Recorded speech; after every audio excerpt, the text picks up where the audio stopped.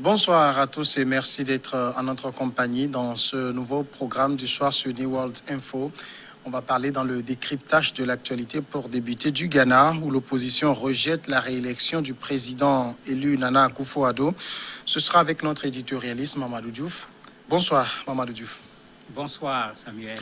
Le chef de l'État sortant, leader du nouveau parti patriotique NPP, a remporté 51,59% des voix contre 47,36% pour le candidat de l'opposition, le candidat du Congrès national démocratique John Mahama, le président réélu lors d'un scrutin extrêmement serré.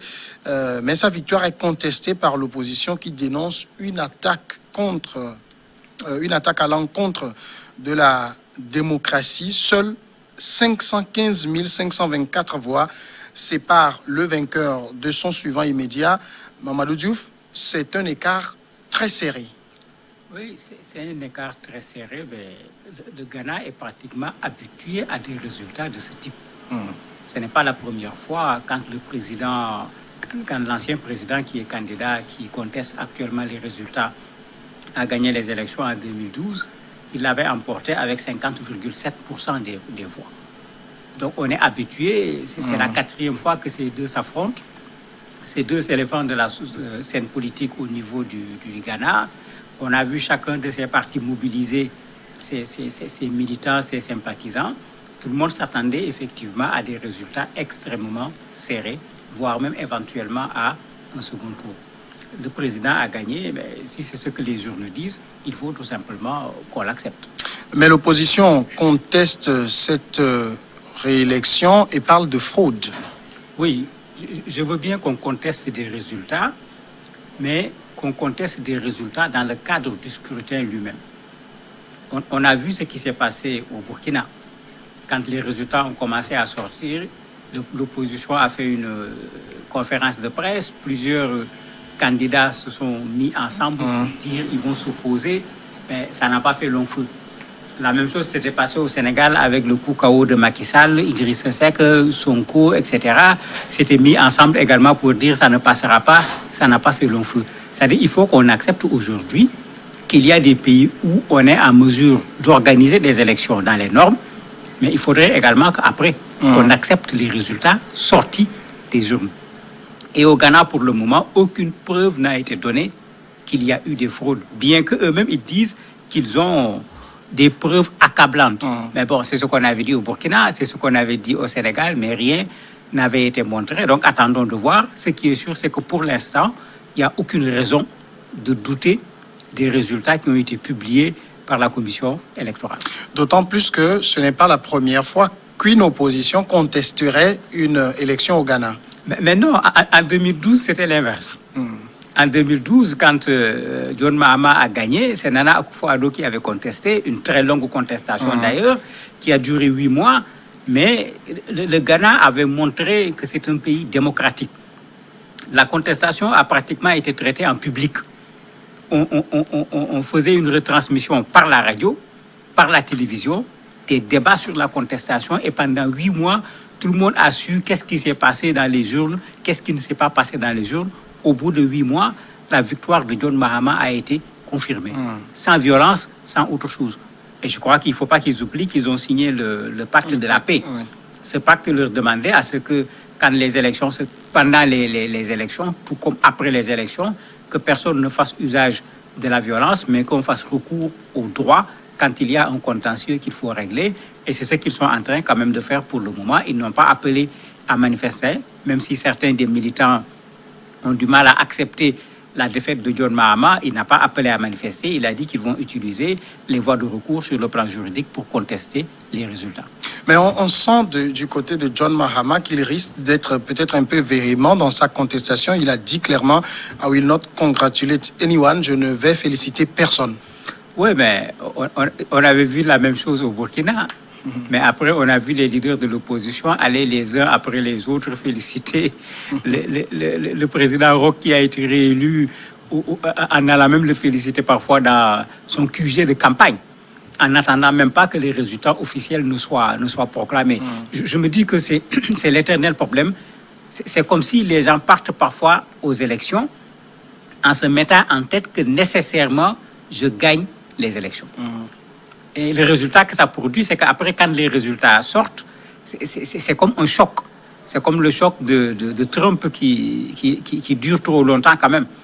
Il était convaincu de gagner les élections, mais il a beau gesticuler, il a beau faire ce qu'il veut, il a perdu ses élections. Maintenant, quand on accepte de rentrer dans un jeu, mais il faut faire comme les joueurs à la fin du match. L'équipe qu'on a gagnée ne boude pas en allant dans les vestiaires. L'équipe qu'on a gagnée vient féliciter l'équipe qui a gagné, serrer les mains, échanger même les maillots pour montrer que c'est ça le sport. Soit vous gagnez, soit nous gagnons. Mais avec les élections, c'est la même chose. Refuser de féliciter un adversaire sur le plan politique à la fin d'un scrutin sans pour autant prouver que les élections ont été volées, pour moi, ça ne fait pas partie de la démocratie. Ce sont les élections en général qui sont contestées, aussi bien la présidentielle que les législatives. Actuellement, c'est surtout la présidentielle, puisque pour la présidentielle, on a les résultats provisoires. Pour les législatives, il y a des chiffres. Et avec les chiffres des législatives, on a encore un scrutin qui est extrêmement serré. On donne 137 voix au parti de Nana Akufo-Addo, 136 au parti de John Mahama. Les partisans de Mahama disent que non, ils ont 140 voix. Mais comme ce n'est pas encore des chiffres officiels, on ne peut rien dire. Mais on voit que autant la présidentielle a été serrée, autant les législatives également ont été serrées. Et eux, ils s'apprêtent également à contester les résultats au niveau des législatives. Et c'est finalement la Cour suprême qui va départager les deux. Tout à fait. S'ils restent dans le recours du droit, ils seront obligés d'aller à la Cour suprême, puisque la Cour suprême ne s'est pas encore prononcée sur les résultats d'ailleurs, puisqu'ils auront le temps de regarder les résultats de la commission électorale, de confirmer ou d'infirmer. C'est vrai qu'avec un demi-million à peu près de différence de voix, c'est très court, mais en démocratie, même si on a 10 voix de plus, on l'a emporté. Ce n'est pas le nombre de voix en plus qui compte, c'est d'obtenir la majorité qui est l'essentiel. Est-ce que la Cour suprême du Ghana a une tradition d'impartialité? Pour le moment, on n'a pas vu les gens contester la Cour suprême du Ghana en matière d'élection. À chaque fois, il y a eu recours, les recours ont été traités, des jugements sont sortis au niveau de ces recours et le cours normal des choses a continué. Je disais que Nana Akufo-Addo en a fait usage en 2012 et il a été déclaré vaincu. Mais il n'est pas sorti dans la rue, brûler les pneus pour dire non, il faut qu'il prenne sa victoire. Il est allé se préparer pour les prochaines élections et cette préparation semble avoir été la bonne puisqu'il a finalement remporté les élections suivantes. De façon générale, on a quand même eu un processus électoral, même si ce n'est pas encore achevé, plutôt salué unanimement. Oui, mais c'est pourquoi, c'est ce qui s'était passé au Burkina. Quand les gens ont parlé de fraude, on s'est dit, mais attendez, on vous bat partout. Vous parlez de fraude, la fraude a eu lieu où? Ou bien quelle est l'industrie qui a organisé cette fraude à l'échelle nationale? Ici, c'est même différent. Il a perdu, mais d'une tête, et d'une courte tête d'ailleurs. Il faut vérifier, tout simplement. C'est la seule chose qu'on peut demander. À partir de ce moment, tant qu'il n'y aura pas des preuves concrètes, parce qu'on va vers la justice, il n'y a rien à dire. Parce que pour le moment, vous avez les Ghanéens qui s'étaient organisés de façon locale pour faire de l'observation. Ils étaient présents dans 4000 bureaux de vote. Ils ont dit que le vote a été libre et transparent. Vous avez également l'Union européenne qui a observé, qui a donné exactement le même jugement. On n'a pas vu parmi les observateurs quelqu'un qui a posé un problème. Il y a eu 5 morts dans des incidents quand même, mais ces incidents n'étaient pas directement liés au vote en tant que tel pour qu'on dise que ça a perturbé le vote ou autre. C'est quelque chose qu'il faut dénoncer parce que les élections, ce n'est pas le moment pour tuer qui que ce soit. Mais pour le moment, c'est pourquoi j'ai dit il n'y a pas de preuves et il n'y a pas également une voix indépendante qui confirme ce que l'opposition est en train de contester. Et puis, autre chose qui est fortement marquant, il y a eu une très forte participation. Oui, 79%.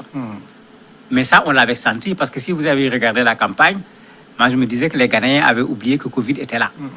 Alors que le Ghana n'est pas sorti de l'ornière en ce qui concerne le Covid. Il y a encore des cas, il y a encore des difficultés.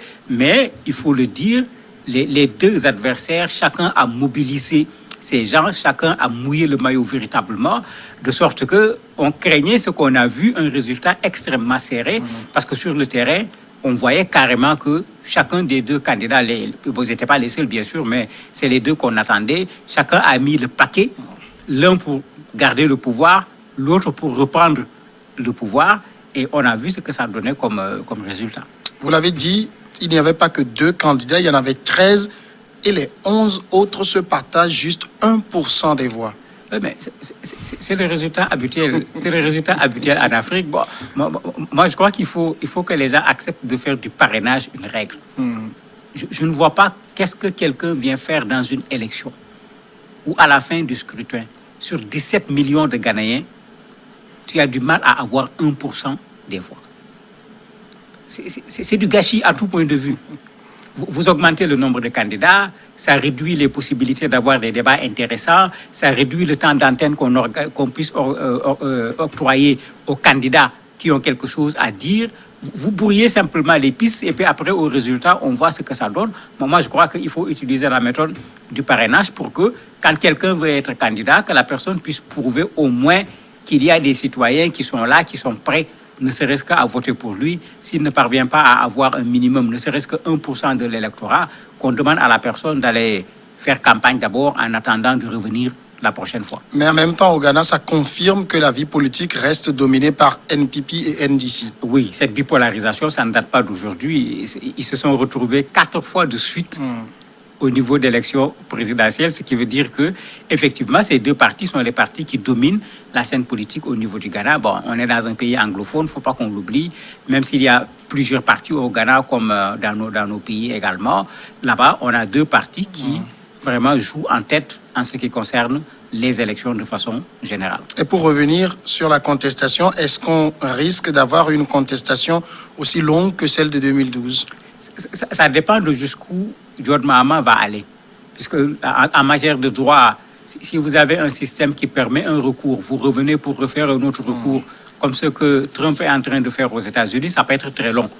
Si vous avez un seul recours que vous déposez devant la Cour suprême se prononce et puis c'est terminé, il n'y a plus de possibilité de recours après ce que la Cour suprême a dit, certainement ça ne va pas être long. Maintenant, qu'est-ce qu'ils demandent? Est-ce que c'est un recomptage des voix?